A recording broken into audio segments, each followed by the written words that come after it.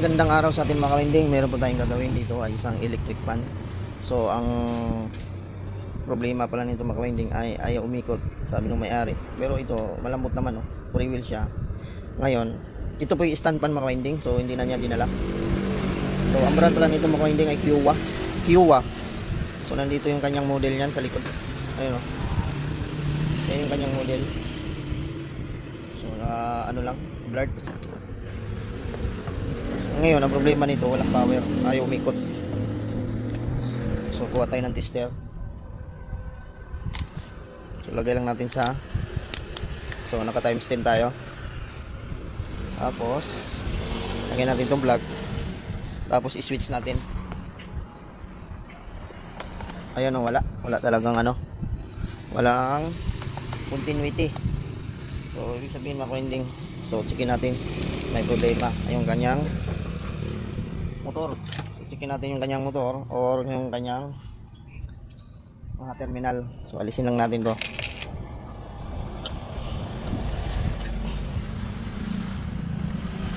Alisin lang natin. Ayan.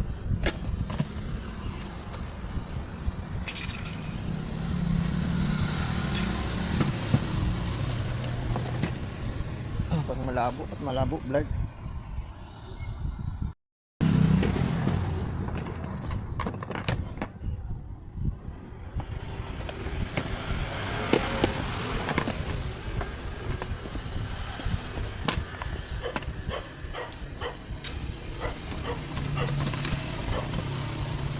Tingnan.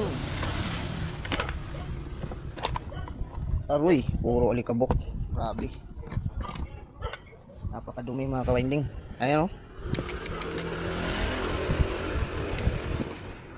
Puro alikabok. Ayan, pagpagan muna natin. So yan mga kawinding, napagpagan na natin. So natanggalan natin yung alikabok. So ngayon, so tatanggalin ko muna itong kanyang capacitor. Ayan. So ang ginamit pala niya ditong common mga kawinding ay kulay red. Red ang ginamit niyang common. Kasi itong kanyang motor ay Nidec fan. Nidec motor. Ayan. So ayan mga kawinding, oh. Kita nyo. So ang ginamit niyang common, kulay pula. Ayan, oh. Common yung ginamit. Oh, itong kulay blue ay dun sa switch. Ito yung common niya ay red ang ginamit. So ayun mga kawinding ay ano, tawag nito nabalatan na ito. Yung cover niya ayun, oh. Nagas-gas. Tanggalin na natin to. Ayan, yung common niya. Ayan. Putulin ko na lang kaya. Putulin na lang natin to. Tapos itong kanyang capacitor ay alisin muna natin. So papalitan na rin natin ito ng bago, yung capacitor. Kasi pag ganitong ano, wala ng power, so yung fuse nito ay sigurado sira na rin, at saka yung kanyang capacitor. So minsan naman yung capacitor hindi nasisira. So ang ginamit niya dito ay ano, 1.8 UF. So wala akong available na 1.8. So 1.5 ang ipapalit ko nitong ano. So ngayon chichikin ko muna itong mga-winding ng kung meron ba itong laman. Pero mas maganda ay papalitan ko na ito ng bago. So chichikin din natin kung ito ay meron pa bang laman. Yan.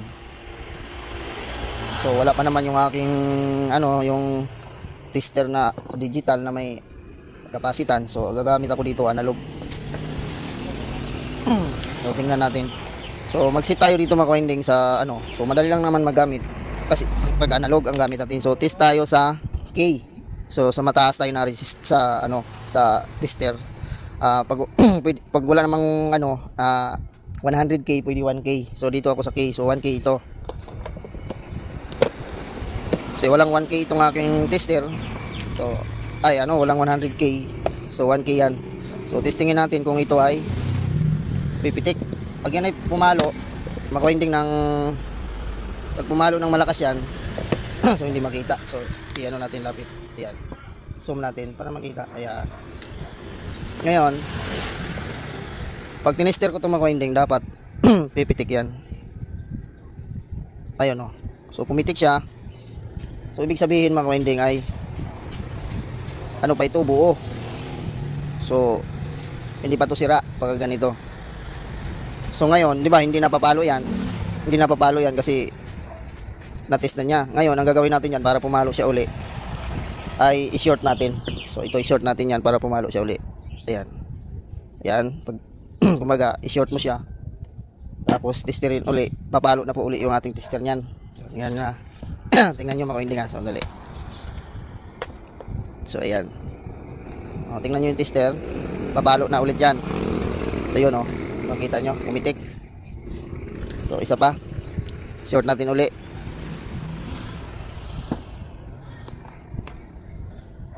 So pwede naman natin palitan yung kanyang motor.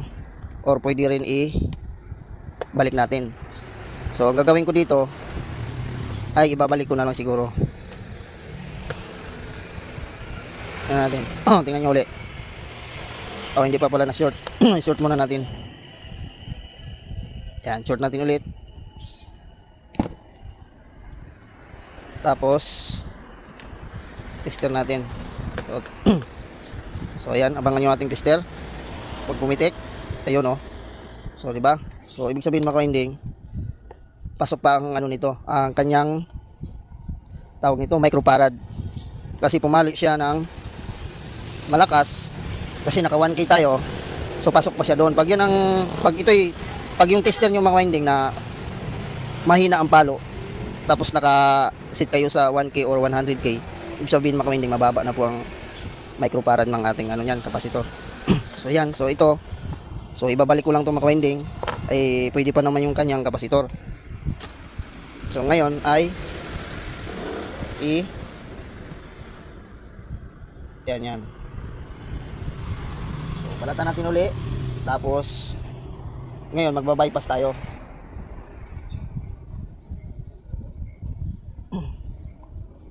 Right po. Gamit tayo ng ano. Ayan, ayaw matanggal. Mapurol yung aking ano eh. Mapurol na yung aking cutter. Ayan. So, ngayon, so mag-bypass muna tayo dito kung alin yung kanyang tawag nito, yung para makakuha tayo ng reading.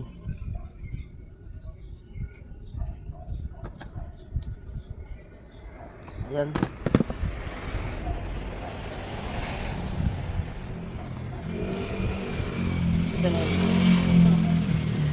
Isa na yung pangsindi ko.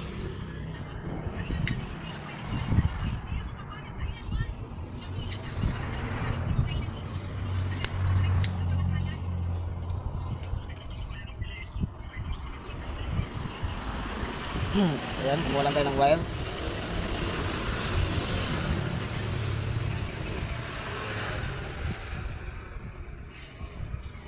Ayan, bypass natin dito kung alin sa dalawa dito mga winding ang papalo. So kahit walang kapasitor yan mga winding, kahit hindi mo nakakabitan yan, so papalo pa rin yan. So times 10 tayo. Times 10, tapos mag-switch lang tayo. Ayan. Yan yung plug. Ayan. So tingnan nyo yung tester natin kung siya'y papalo. Ayan. Pag pumalo yan, ayun, pumalo. So nagkaroon tayo ng continuity. Ayan. Yung off. So yun. Ulitin natin. Yung tester natin. Number 1. Number 2. Number 3. Tapos patayin natin. So ayan, so okay to. So itong binaypass natin mga winding, so tama ito. So dito sa kanyang kulay brown. So diyan tayo magtatap ng fuse. Ay, fuse yung capacitor. So ngayon, lusot ko lang dito yan. Ay, lusot lang natin yan dyan. Tapos, tanggalin natin. Sikip. Ayan. So itong kapasitor na tinanggal natin, so ibabalik natin to. So lalagyan ko lang ito ng tube. Lagyan lang natin ng tube. Tapos dito, so ilusot muna natin dito sa sa ano sa yan. Tapos sa capacitor.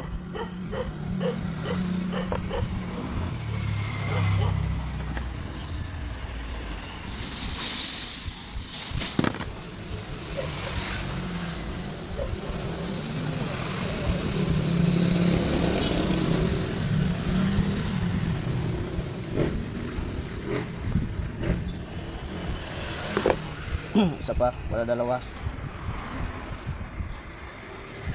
Tapos sinangin natin.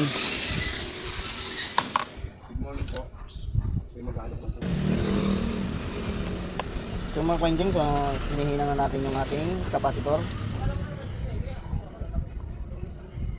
So inangin na natin to. Pasmado na ang kamay ni ano.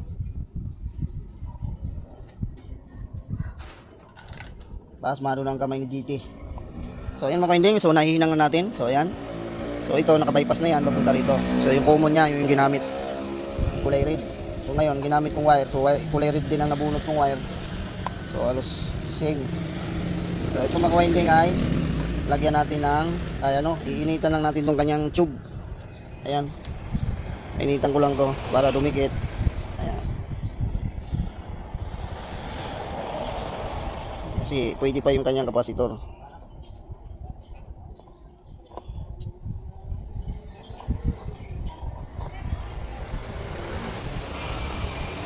Yan.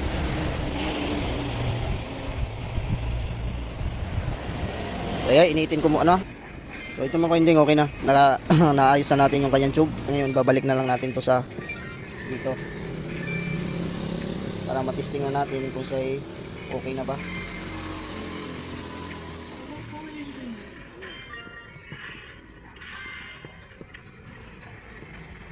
Ano ba? Ikot-ikot yung tatlo nito.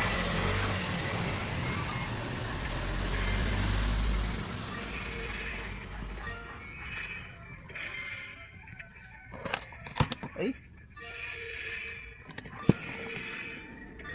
Ano, baldo na? Wala, bonus natin 5 piso. Ha? Bonus natin ako naglalaro. Ubus pira ko kapon. Bakit? Naglaro ko kapon, ubus pira ko rin mandaan. Oh, 5 piso, discounter pa. So ito na mga winding yung ating nailagay na natin yung capacitor. So ngayon i-cable tie na lang natin to. So itong common na binaypass natin ay lagyan natin ng electrical tape. So lalagyan na lang natin ng electrical tape. Nasaan na ba yung pang-itik kanina? Wala na yun. Ito na lang, electrical tape na lang.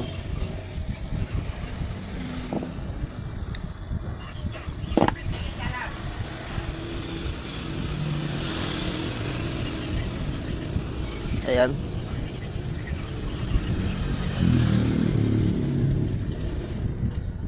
Lagyan ng tape. So ganyan lang, oh. Nandahan lang. Tapos balik natin tupi. Ayan, para yung dulo ay maganda. Ayan. Tapos yan. So para hindi kumalas. So ipitin natin ng cable tie. Pwede rin hindi, nasa iyo naman yan kung lalagyan nyo ng cable tie. Ayan. Para hindi matanggal yung. Tapos dito nakalagay dito yan. I-cable tie natin dito. Kasi dito nakalagay yan. Ambit. Hawak mo ambit.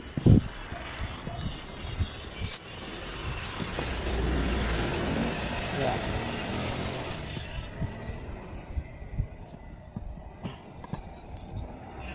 Ayan. Okay. Ayan. Pahaba pala itong ko. Wire ko.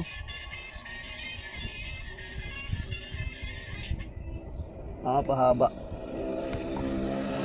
Sama ko na lang dun sa sa may line ng capacitor. Pagpipit. So dito baka pumasok yung Ayan. Baka pumasok yung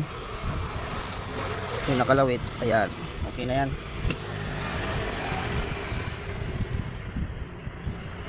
Tapos suot natin dito.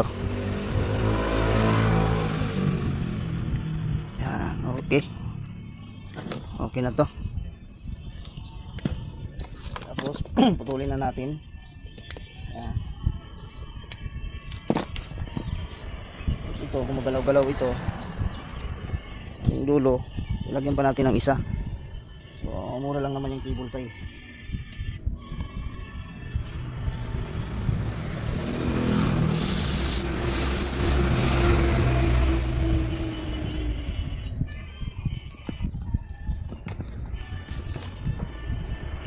Okay, ayos na. Malinis na yan. Hindi na magkaroon ng ano yan, aberya. So ngayon, lagyan na natin langis.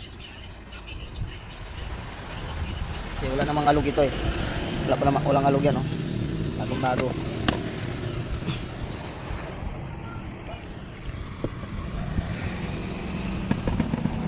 Ayan.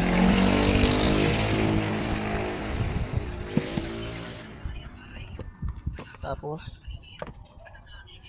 so tingnan natin kung siya andar. So i-tester muna natin ulit. Baka siya ay nawala. Tester ko muna ulit. Baka nawala eh.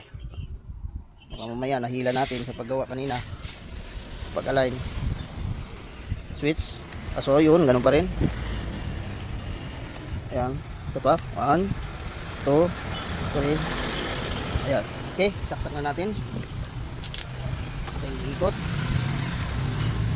Ayan. Ayan, nakasaksak na. Ay. Uy. Nag-swing pala. Ano naman titing. Yun. Hindi ko ayos. Bakit ayaw kumana? Yung ganyang ano. Ayun. So, number 2 natin. 3. Ayun. Okay pa tayo. So, ilagay natin sa kanyang lagayan. So, maka-winding ay ano. So, takpan muna natin. Ayan. So, malakas pa. So, doon natin i-final testing doon sa kanyang lagayan na may ilisi. So, pakuha na natin ito agad doon sa may-ari para maging pera na.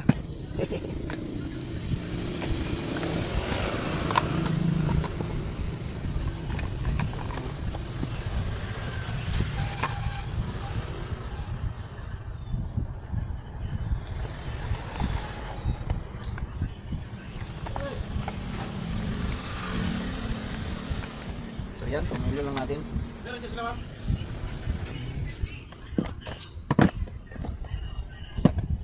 So sandali lang mga kabit lang natin yung ano, yung kanyang housing.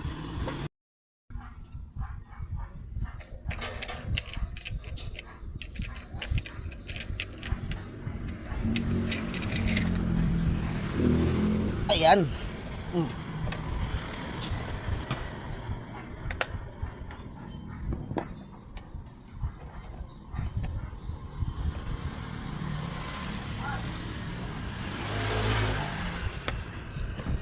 So ayan mga ka-winding, testing na natin. Saksak na natin yung ano, plug. So ayan. So switch. Ayun oh. Ayun, malakas pa siya mga ka-winding. Yung ating pan. Sulang nag-swing. Kailangan hawakan. Number 3. 2. 3. Lakas lalo. So ayan. So ayan, okay na ito mga ka-winding. Goods na. So ayan mga ka-winding. So okay na ito. So tayo lang natin na ano na minto. Ayan. Ano natin, switch natin isa pa. Ayun oh. So ayan, okay na ito mga ka-winding. So ayan mga ka-winding, so kung bago pala kayo sa akin channel, so please subscribe at hit ang notification bell para updated kayo pag may bago tayong video. So ayan mga ka-winding, so bye bye na po at God bless po sa ating